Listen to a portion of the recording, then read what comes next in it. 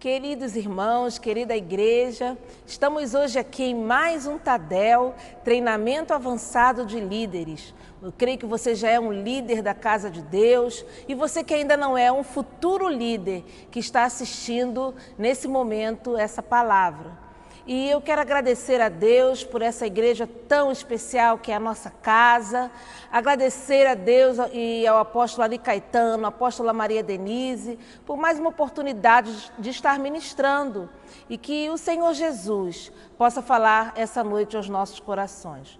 Quero também, assim, elogiar essa equipe de trabalho que tem cuidado das filmagens durante esse tempo, durante o ano de 2020.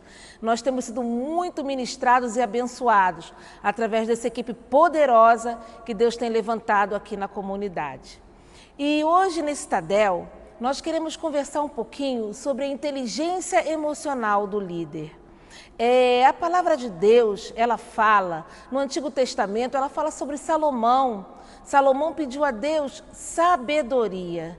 E isso eu creio que é algo que todos nós, como cristãos e como líderes da casa de Deus, de grupos familiares, de célula, precisamos pedir ao Senhor para cuidar bem das ovelhas de Cristo.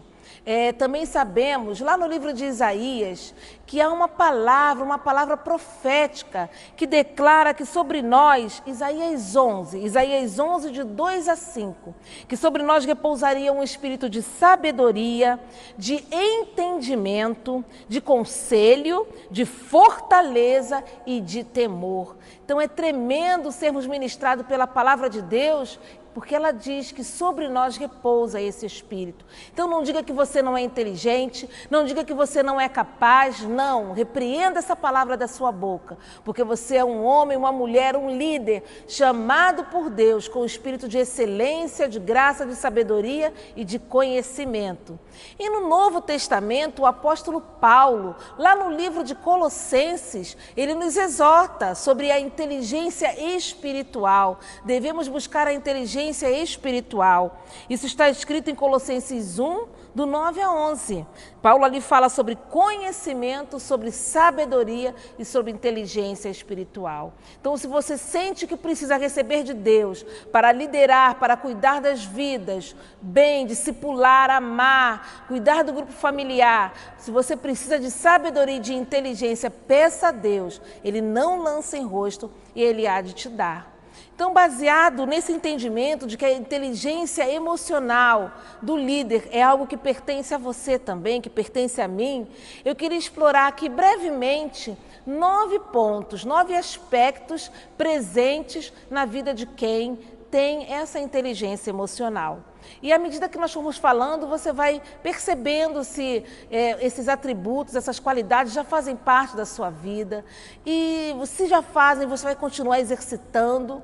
Mas se você perceber que ainda precisa avançar nesses requisitos, eu creio que você vai orar, nós vamos orar no final. E Deus vai fazer algo poderoso na sua vida, tá bom? Então, o primeiro aspecto de um líder que tem inteligência emocional, ele aprende com os seus erros. Junto a esse aspecto, eu coloquei mais um para a gente ganhar um pouquinho de tempo, que estão em constante aprendizado. Os líderes com inteligência emocional aprendem com os seus erros e estão em constante aprendizado. É tão bom quando nós temos esse coração ensinável, esse coração disposto a aprender sempre. Não importa a idade, não importa as experiências que nós já tivemos, mas é muito bom quando nós entendemos que há sempre oportunidade de aprender um pouco mais.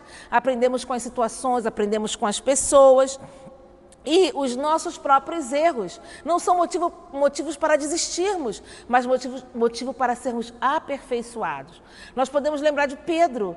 Pedro era um homem que falhou. Talvez seja um exemplo que, quando fala sobre erro na Bíblia, logo vem à nossa mente. Pedro, ele negou a Jesus, ele largou tudo e voltou a pescar, mas Pedro se arrependeu.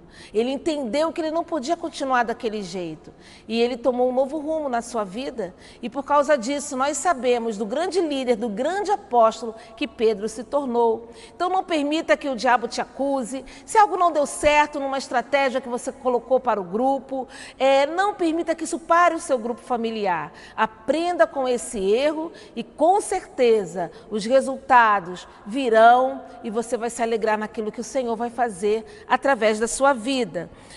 A palavra de Deus diz em Tiago 4,6 que Deus resiste aos soberbos, mas dá graça aos humildes. Então eu creio que esse espírito de graça está sobre a sua vida e o Senhor vai te dando essa sabedoria. 2 Coríntios 12:9 fala: a minha graça te basta, porque o meu poder se aperfeiçoa na fraqueza. Então os nossos erros não são para nos afastar do propósito que Deus nos colocou para cuidar de um grupo familiar ou de um setor, mas os nossos erros, nós temos que entender que estamos debaixo de uma dependência de Deus e Ele vai nos ensinar nesse processo. A palavra de Deus ainda fala em 2 Coríntios 4:7 que nós somos como vasos de barro. Por quê? Para que a glória seja do Senhor. Então não tenha medo, aprenda com os seus erros. A Bíblia fala para não sermos como a mula. Salmo 32:9, a mula não tem entendimento, ela só anda se for colocado aquele cabresto, aí ela faz as coisas certas. Nós não. Nós temos a mente e o coração de Cristo, prontos a aprender e a recomeçar, a ouvir aquele líder que está sobre a nossa vida, a ouvir o nosso discipulador e nós vamos avançar em nome de Jesus, tá bom? Davi fala assim, que um coração quebrantado e contrito, Deus não despreza. Isso está lá no Salmo 51, versículo 17. E eu creio que esse é o coração que Deus tem dado a você e que tem dado a mim. Ok?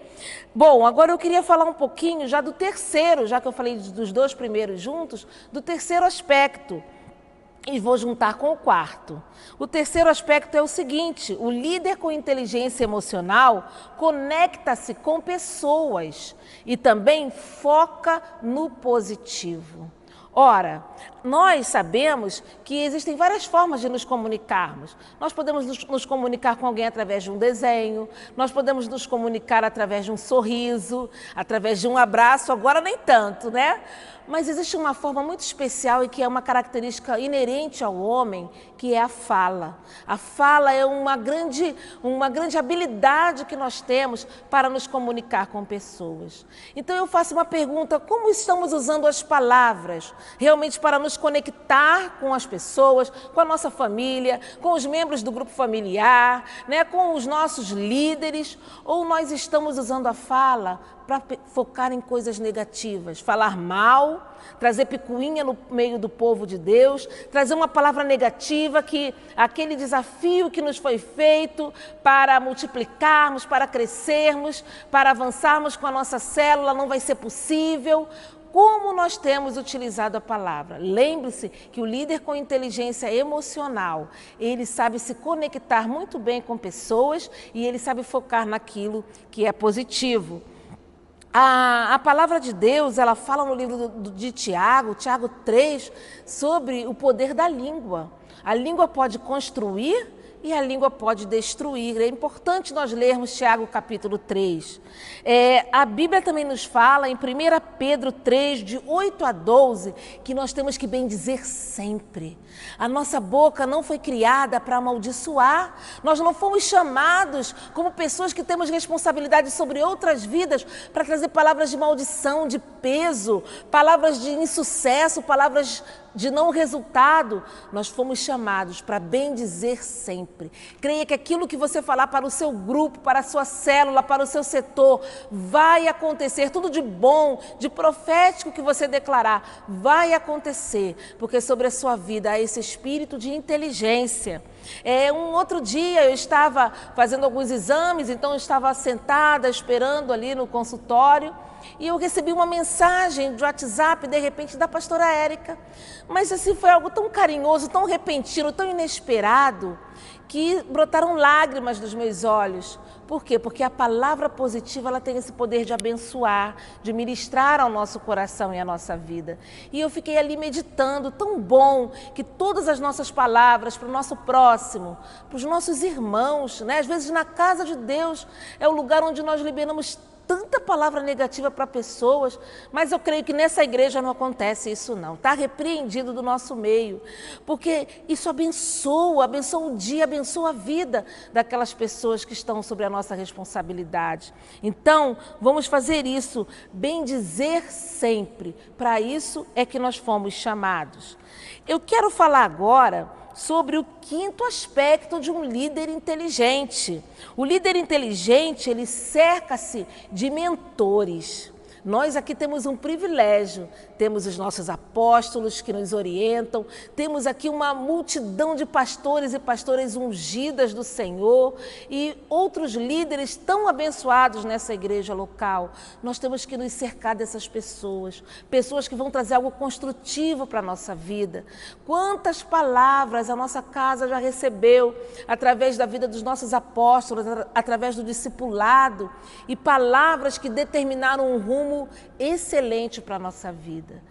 O apóstolo ali costuma dizer que quando nós ouvimos as pessoas que já passaram por determinadas experiências, nós não precisamos cair nos mesmos erros que eles um dia precisaram cair quando eram inexperientes. E é verdade, isso é uma verdade.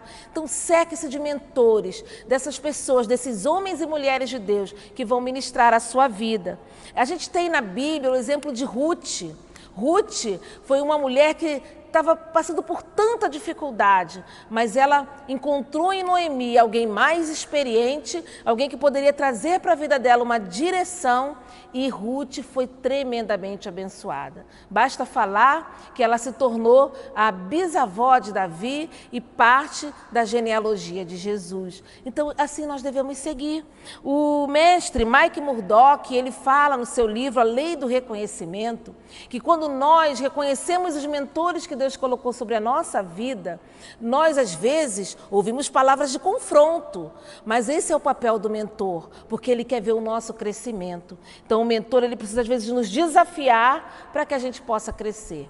O amigo não tem esse compromisso, o amigo dá um tapinha nas suas costas, ele está sempre de acordo contigo, mas o mentor, muitas das vezes ele vai te desafiar. Mas eu quero te dizer algo, você vai crescer nesse processo. Então vamos nos cercar desses homens e dessas mulheres especiais que Deus colocou sobre a nossa vida, tá bom?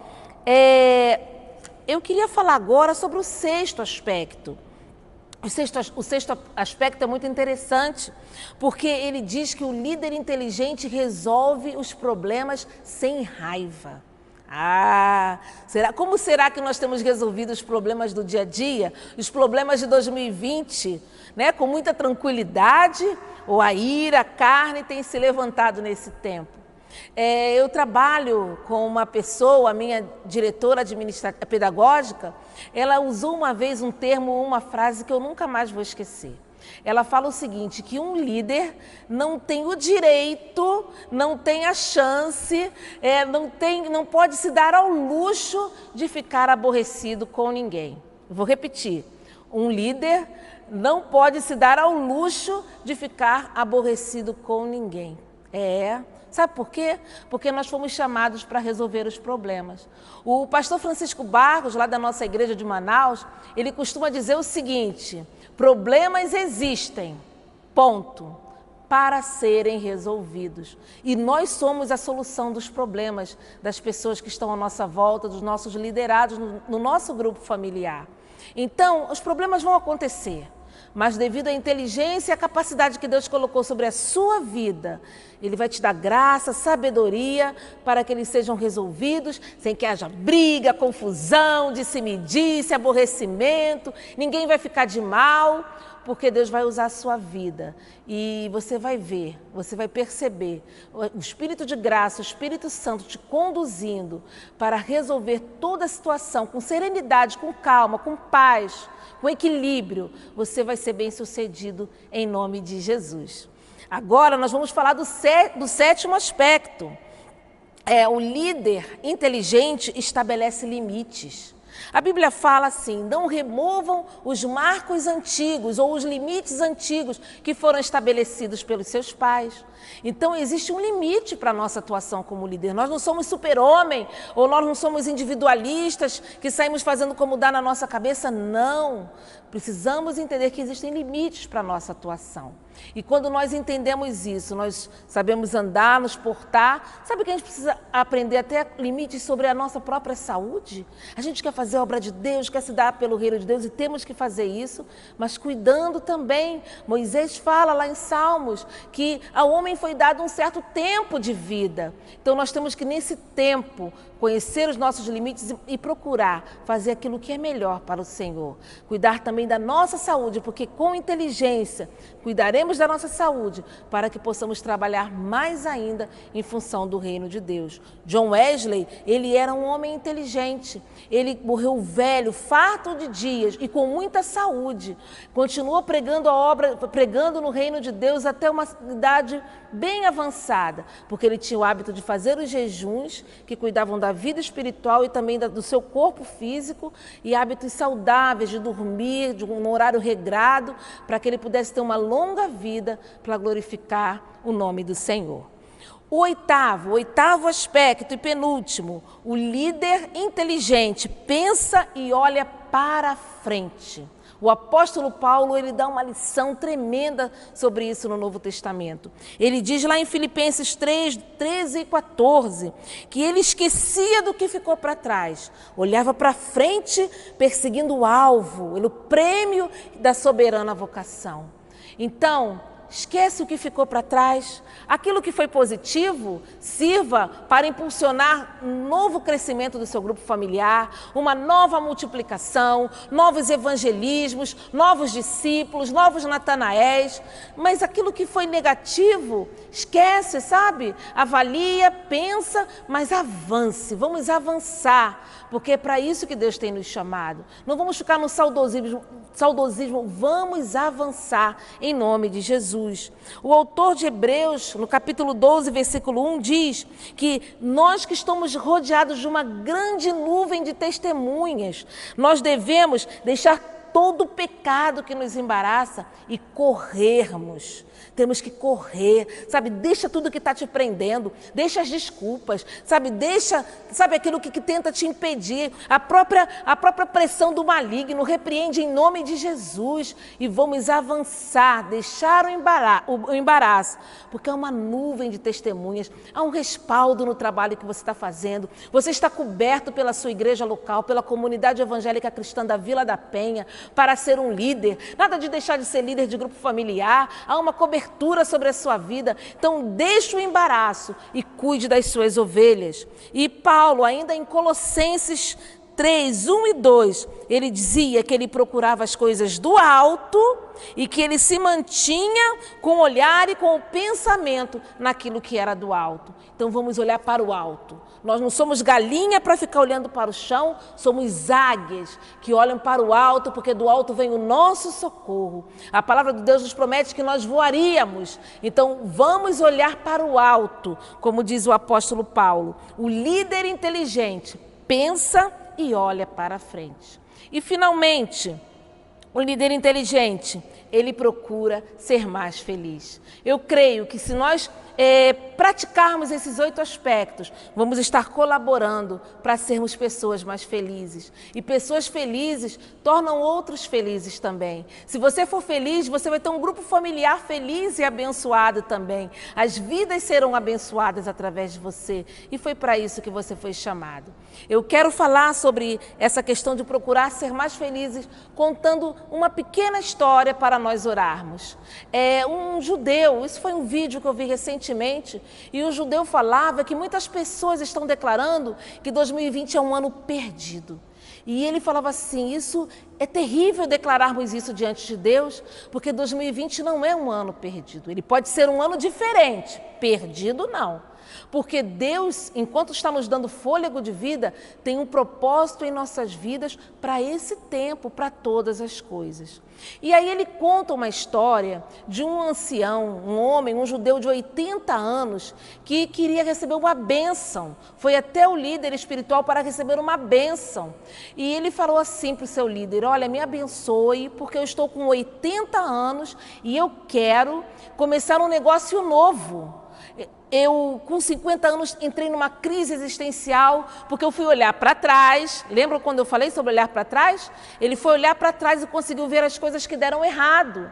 E aí, ao olhar para trás, ele ficou assim muito desanimado, muito frustrado. Quando ele fez 60 anos, aí ele disse que foi a depressão total, né? Ao olhar para os seus erros lá atrás. E aí, ele descobriu algo. Ele descobriu que com 80 anos foi que Moisés foi chamado. Até 80 anos Moisés era um mero desconhecido. E Moisés com 80 anos foi chamado para livrar o povo de Deus do Egito. Então ele falou assim para o líder dele, porque o líder dele falou assim: que bênção eu vou te dar? Uma pessoa com 80 anos que quer começar um negócio em outro país, eu não sei que oração fazer. E ele falou para o seu líder: olha, o Senhor derrame sobre mim a bênção de Moisés, a bênção desse homem que com 80 anos começou o seu ministério. E ele disse que quando ele entendeu isso, que ele ainda com 80 anos poderia dar muitos frutos, poderia ter grandes obras a fazer, ele se libertou do passado e ele, olhando para frente, ele começou a ver possibilidades, ele começou a ver que ele era uma pessoa experiente e que ele podia fazer algo grande, e ele estava muito animado, muito motivado para começar algo novo com aquela idade. Então, essa história, o que nós podemos aproveitar dessa história? É tempo, 2020, um ano tão difícil, é verdade. Muitas perdas, muitas situações de desemprego, muitos abalos nas famílias, mas nós temos uma oportunidade, estamos vivos, então nós temos a oportunidade de sermos felizes nesse tempo e fazermos a nossa família feliz, fazermos, sabe, os nossos discípulos, as pessoas que fazem parte do nosso grupo familiar, aqueles que a gente está evangelizando, nós somos agentes de felicidade para essas pessoas aqui na terra também. Então, com essas palavras, com esses conselhos, eu quero terminar aqui, te incentivando a praticar cada um deles. É um desafio a cada dia para nós.